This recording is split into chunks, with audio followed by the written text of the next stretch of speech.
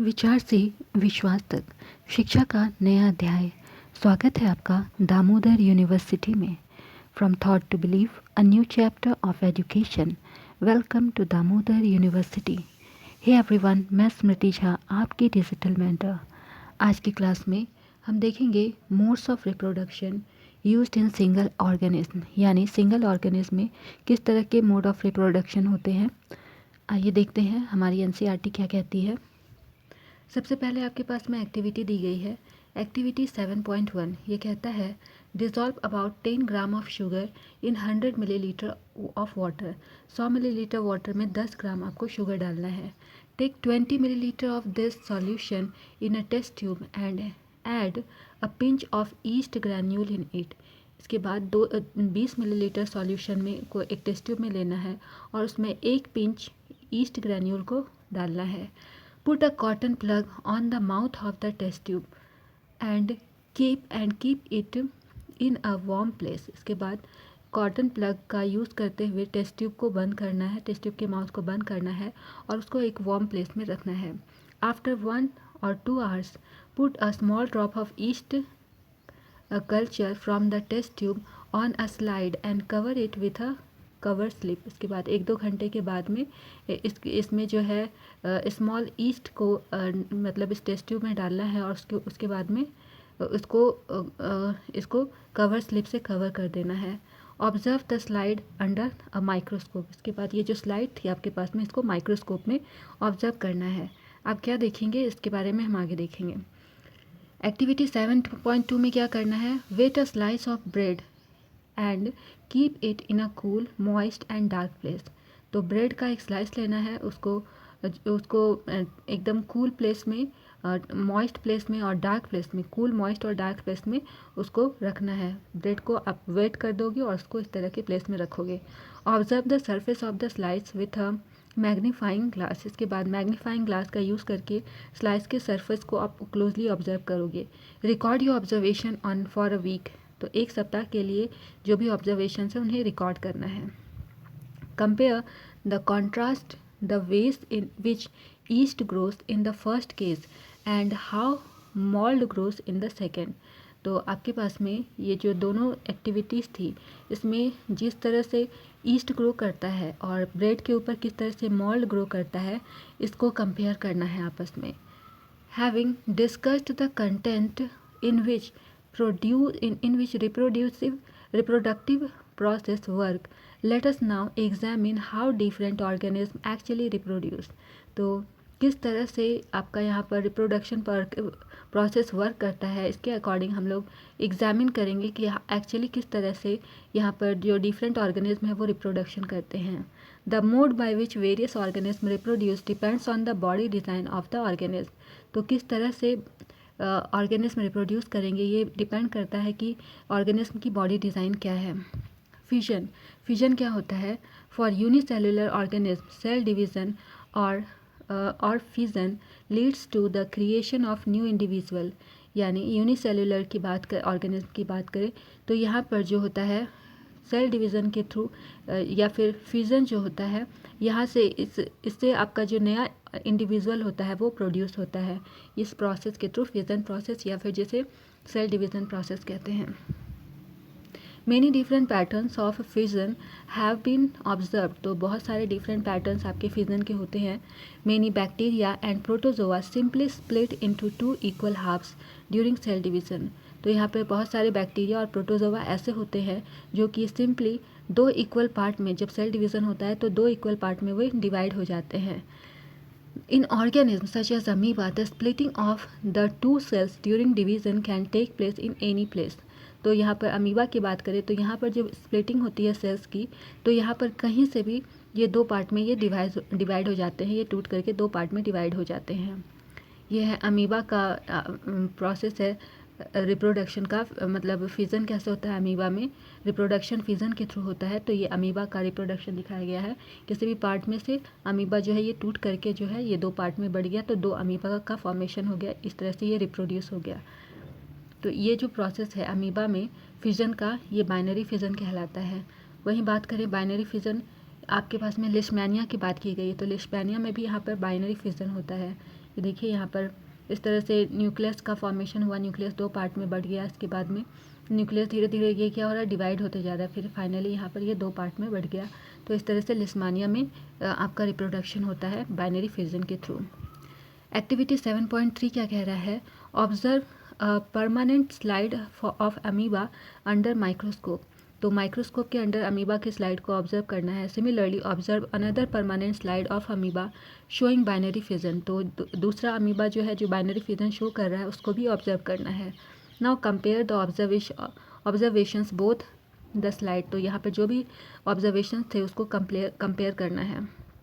However, some unicellular organisms show somewhat more organization of their body, such as is seen in Leishmania, which have a wipe-like structure at one end to the cell.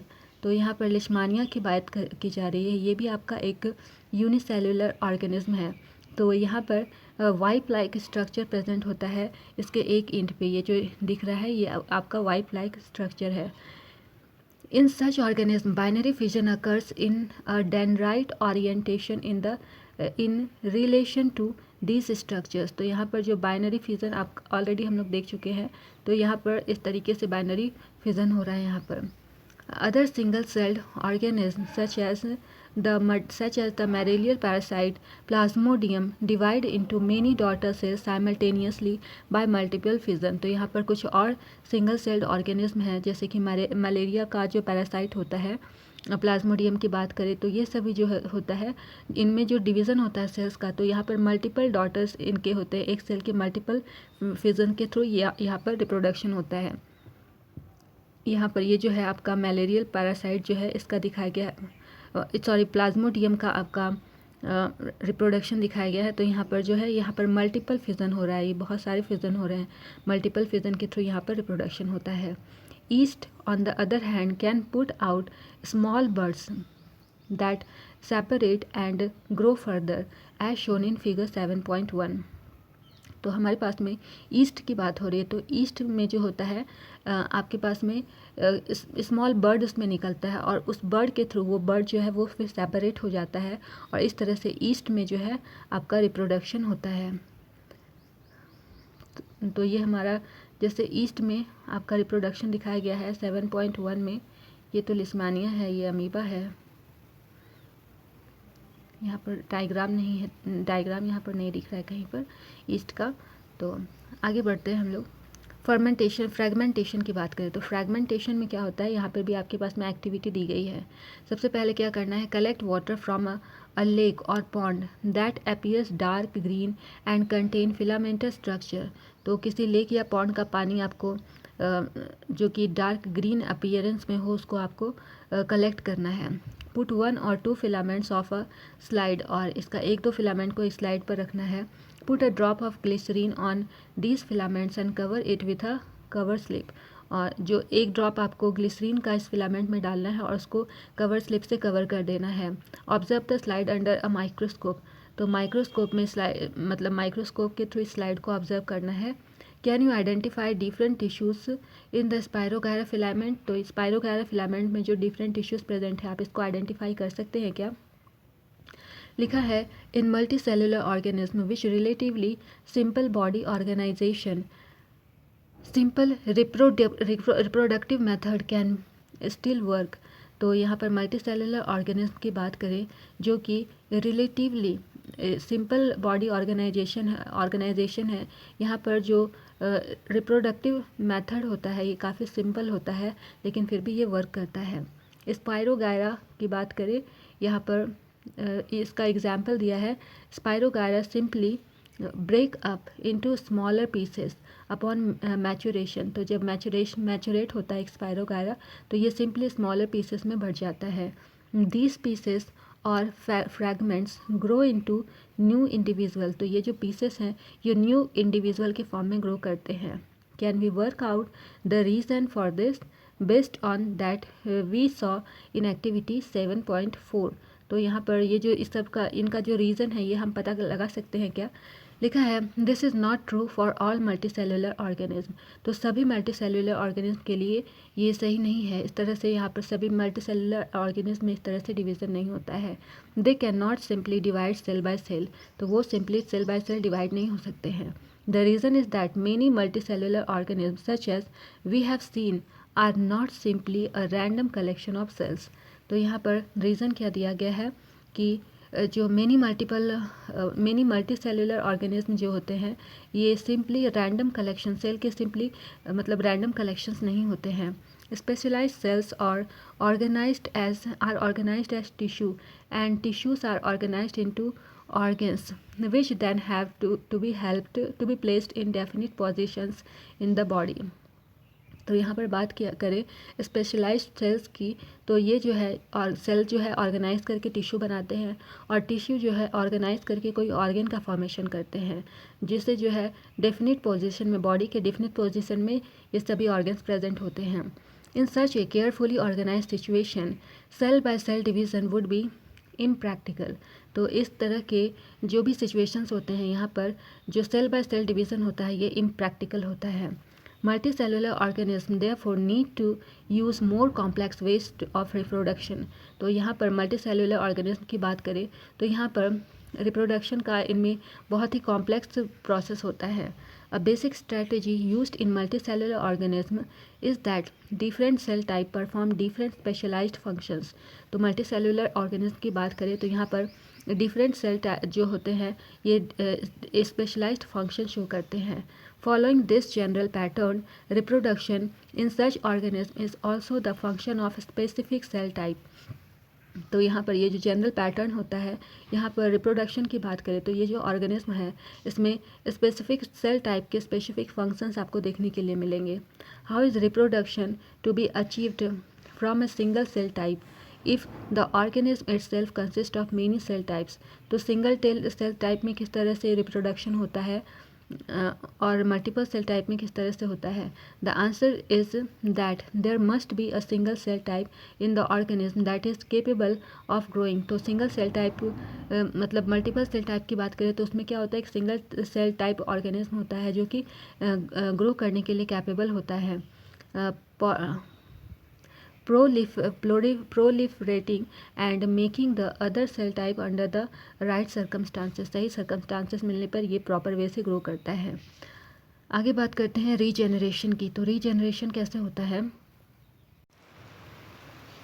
In regeneration, it is written here, many fully differentiated organisms have the ability to give rise to new individual organism from their body parts। यानी कि जो कि fully differentiated organism होते हैं उनमें ये ability पाई जाती है कि वे अपने जैसे इंडिविजुअल ऑर्गेनिज्म को फुली मतलब अपने जैसे इंडिविजुअल ऑर्गेनिज्म को रिप्रोड्यूस कर सकें। This is if the individual is somehow cut or broken up into many pieces, many of these pieces grow into separate individuals। यानी कि अगर कोई भी इंडिविजुअल किसी भी तरह से कहीं से टूट जाए या फिर कट जाए तो इस बहुत सारे पीसेस में अगर वो कट जाए तो इस केस में जो भी पीसेस होंगे उसके वो सेपरेटली एक इंडिविजुअल का फॉर्मेशन कर देंगे। For example, simple animals like Hydra and Planaria can be cut into any number of pieces and each piece grows into a complete organism। तो यहाँ पर एग्जाम्पल में आपको एक हाइड्रा की बात की गई है और दूसरी है प्लानेरिया की।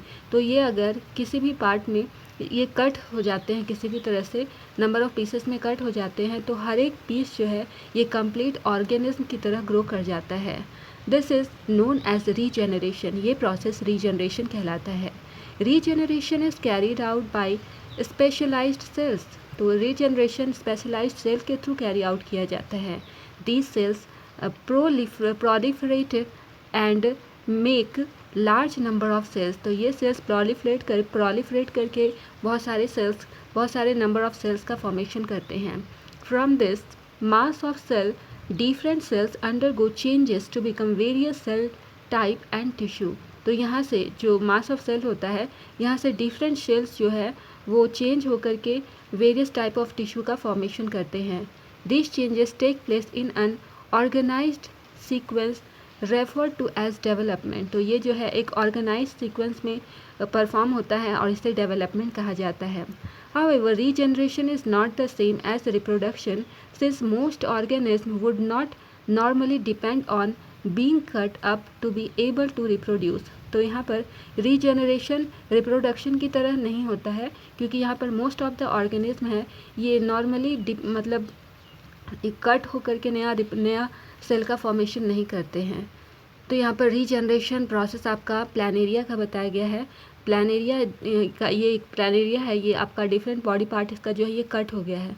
तो जहाँ से जब ये कट हुआ तो ये डिफरेंट ऑर्गेनिज्म जो ये कट जो हुआ जो पार्ट, यहाँ से एक नया इंडिविजुअल का फॉर्मेशन हो गया। ये सेंटर पार्ट, मिडिल पार्ट, ये लोअर पार्ट कट हुआ तो यहाँ से नया ऑर्गेनिज्म का फॉर्मेशन हुआ। और इस तरह से ये 3 पार्ट में कट हुआ था तो 3 नया ऑर्गेनिज्म का फॉर्मेशन यहाँ पर हो गया। नाउ बडिंग में आते हैं। बडिंग क्या होता है? Organisms such as Hydra use regenerative cells for reproducing in the process of budding। तो हाइड्रा की बात करें तो ये जो रीजनरेट होता है तो ये रीजनरेशन का प्रोसेस बडिंग कहलाता है।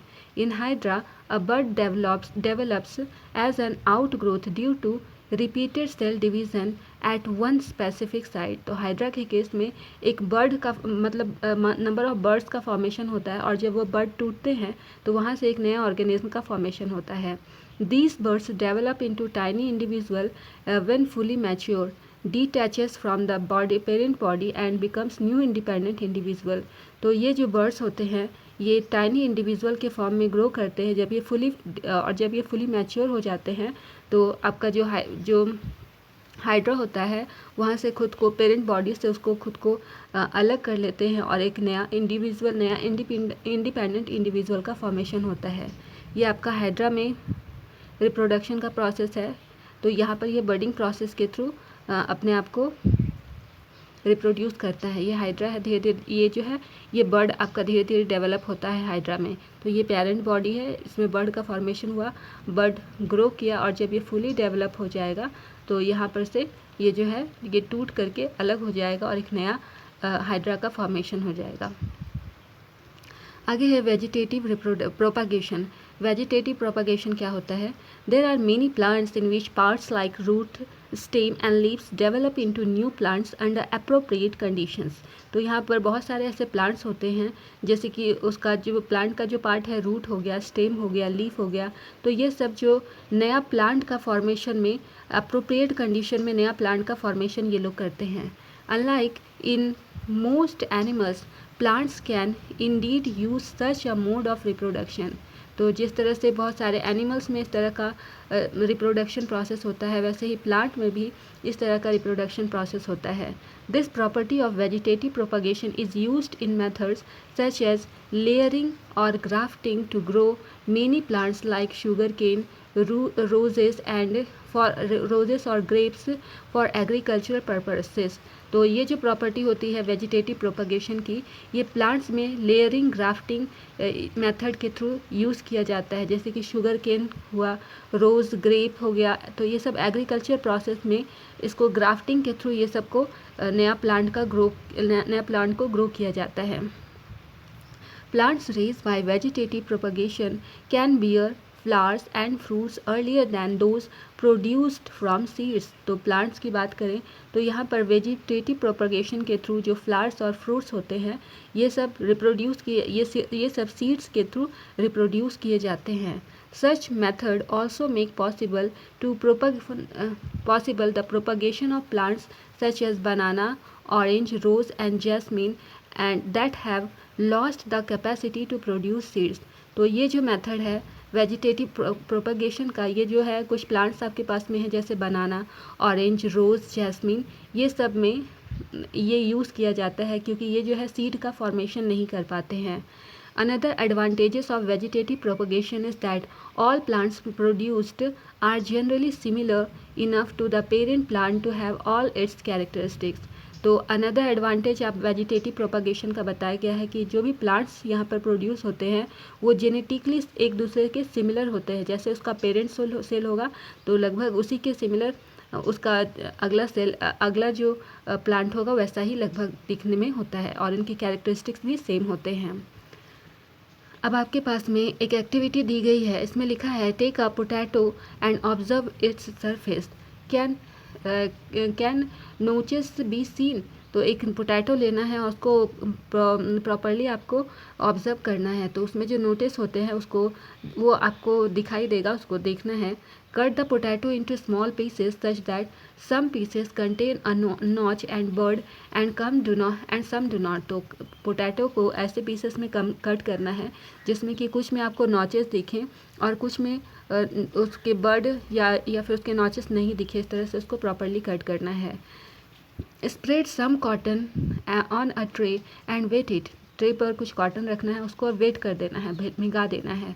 Place the potato pieces on this section. उसके बाद पोटैटो जो आपने कट किया था उसके पीसेस को इस सेक्शन में रखना है। Note where the pieces with the buds are placed. तो बर्ड्स के साथ जो पीसेस प्लेस किए गए हैं उसे आपको ध्यान से देखना है।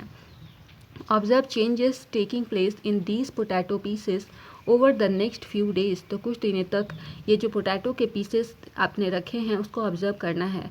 Make sure that the cotton is kept moisture. तो ये जो कॉटन आपने भिगाया था, कॉटन में रखा था, उसको मतलब ध्यान देना है कि वो कॉटन जो है भीगा हुआ रहे, मॉइस्चर उसमें रहे। Which are the potato pieces that give rise to fresh green shoot and root. तो उसमें से जो आपने प्लेस किया था, तो कौन से ऐसे पीसेस पोटैटो के कौन से पीसेस थे जो कि एक फ्रेश ग्रीन शूट या फिर रूट का फॉर्मेशन कर रहे हैं, ये आपको ध्यान देना है। Similarly birds produce in the notches along the leaf margin by bryophyllum fall on the soil and develop into new plants। तो यहाँ पर ब्रायोफाइलम प्लांट की बात की गई है।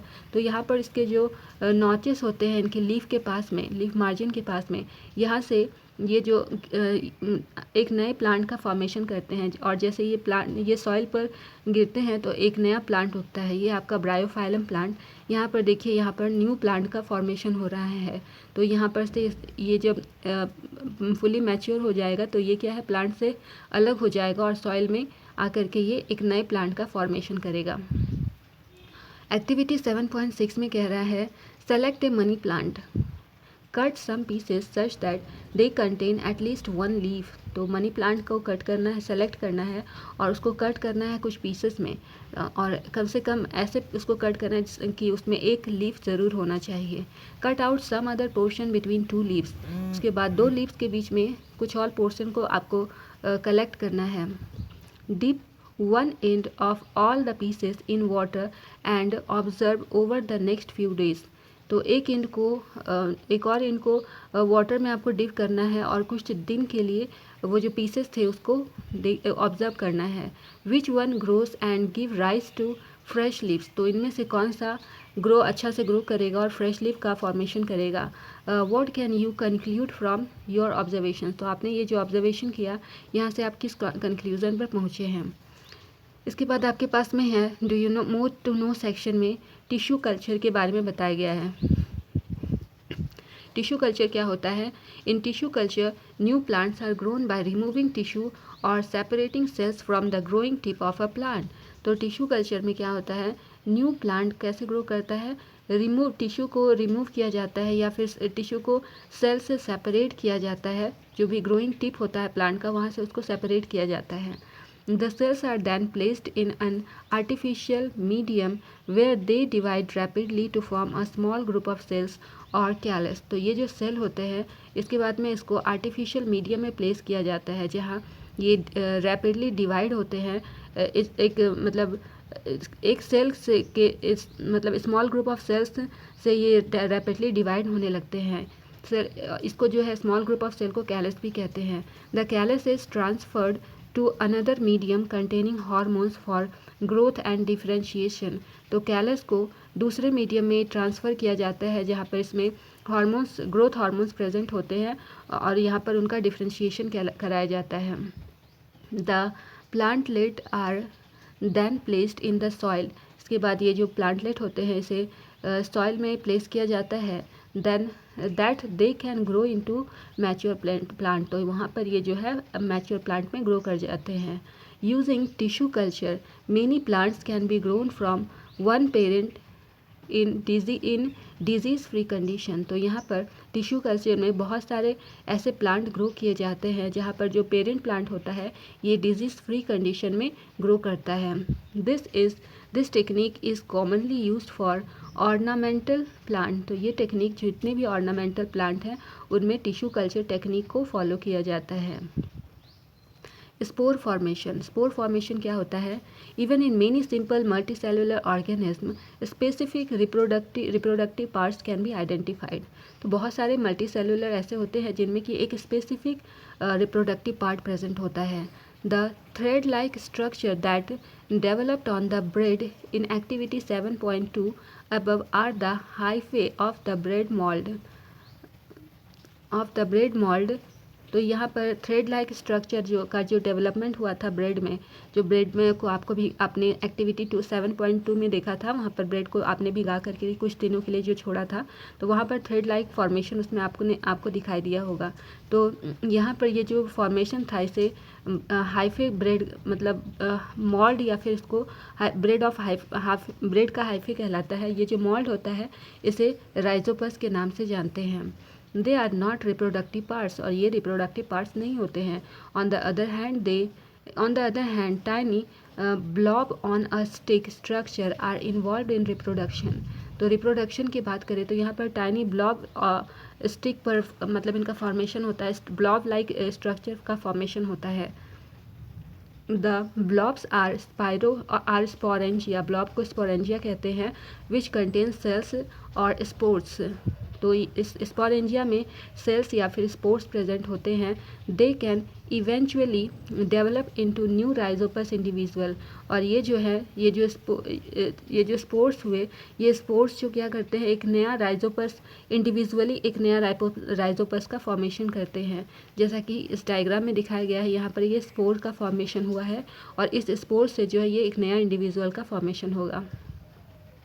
The spores are covered by thick walls that protect them until they come into contact with another moist surface and can begin to grow। तो ये जो स्पोर का फॉर्मेशन होता है ये जो दिख रहा है ये स्पोर जो है ये थिक वॉल के थ्रू कवर होते हैं और ये जो वॉल क्या होता है इसको प्रोटेक्ट करके रखता है तब तक जब तक कि ये अनदर किसी दूसरे मॉइस्ट सरफेस के कांटेक्ट में ना आ जाए। जब मॉइस्ट सरफेस के कांटेक्ट में आते हैं तो ये वहाँ से एक नया प्लांट का फॉर्मेशन फिर से करते हैं। All the modes of reproduction that we have discussed so far allow a new generation to be created from a single individual. This is known as asexual reproduction। तो यहाँ पर जितने भी modes of reproduction हमने अब तक देखे हैं ये सभी में जो नया प्लांट का जनरेशन होता है ये एक सिंगल इंडिविजुअल से इसका नया प्लांट का जनरेशन होता है।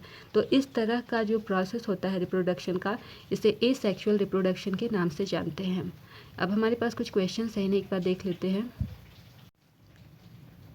क्वेश्चन नंबर 1 पूछ रहा है how does binary fission differ from multiple fission. तो मल्टीपल फिजन से बाइनरी फिजन किस तरह से डिफरेंट है अलग है।